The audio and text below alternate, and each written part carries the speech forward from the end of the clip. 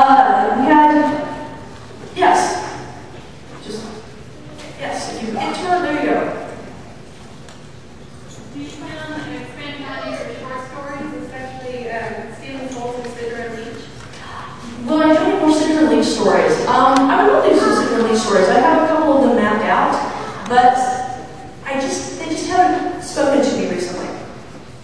I actually am working on a novella, which the ending still was a little rushed. I need to do that out. But that is actually not a Sidra and Leech story. But I know, I love Leech. She has some of the best lines. So there's nothing like a soul-sucking sword having the best lines.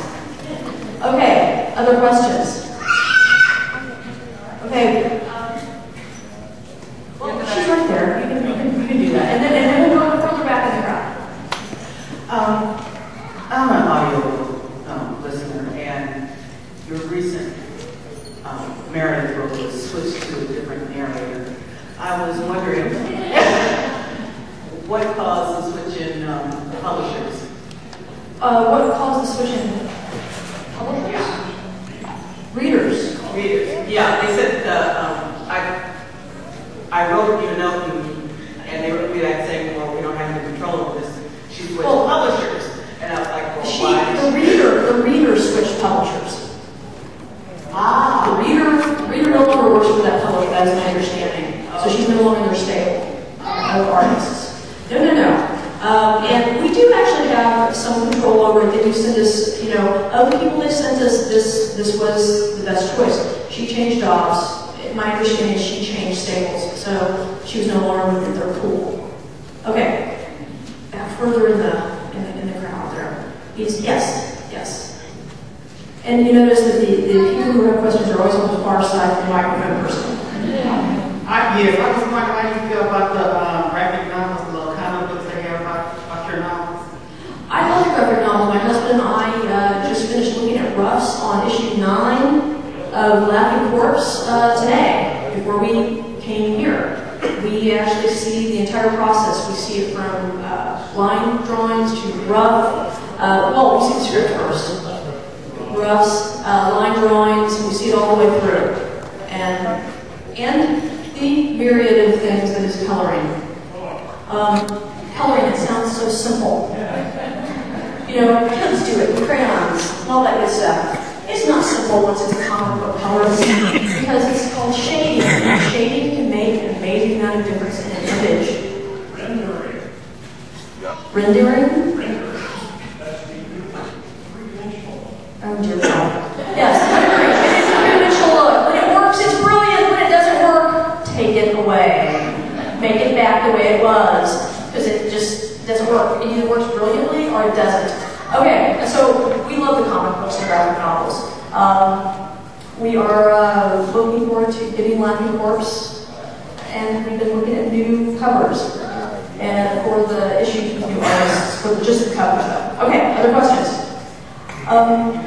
Okay, somebody else have a mic.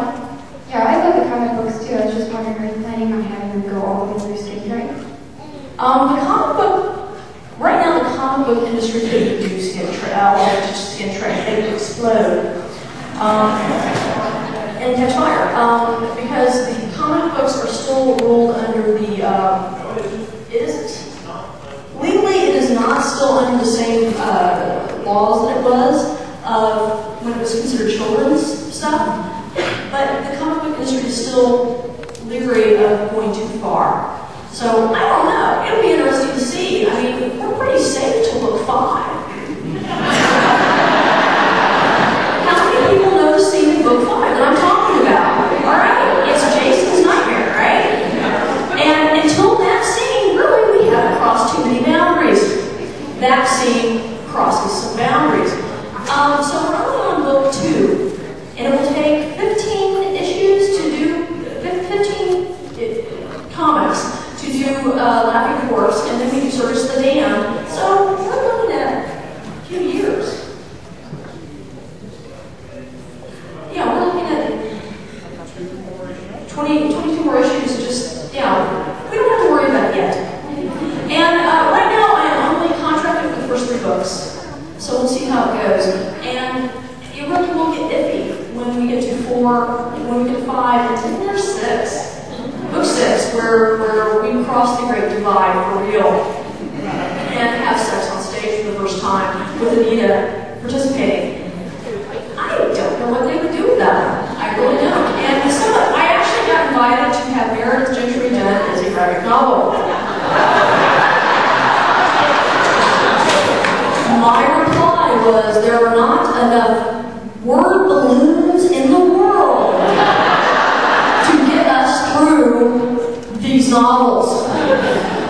I was assured that they were willing to take it on the chin and do them right. I said, let us get a few more than Anita under our belt before we contemplate that in graphic novel imagery. I mean, how graphic are they willing to go? It could be one of those things. If you get too graphic, then they start shelving you up behind the counter, and you don't get convenient bindings on purpose. You become one of those brown paper wrapped things. Okay. Other questions?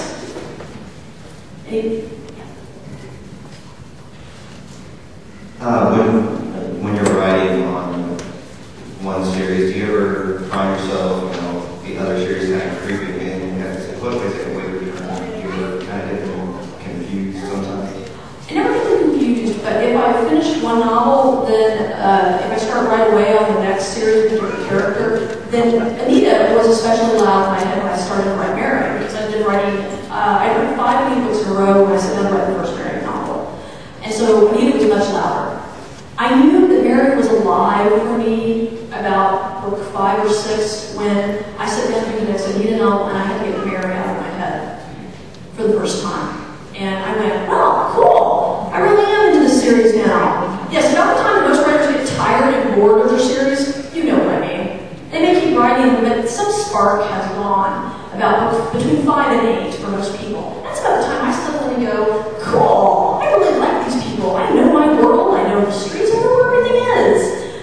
The grocery store, laundry, how to buy ammo, that kind of thing. So yeah, they do talk back and forth. But what I do at the end of every book, usually, I didn't do the last 2 times, is I sit down and write the beginning of the next book in that series, so that months and months down the road, when I come to it, I don't have a blank page, because that's a killer. Okay, other questions?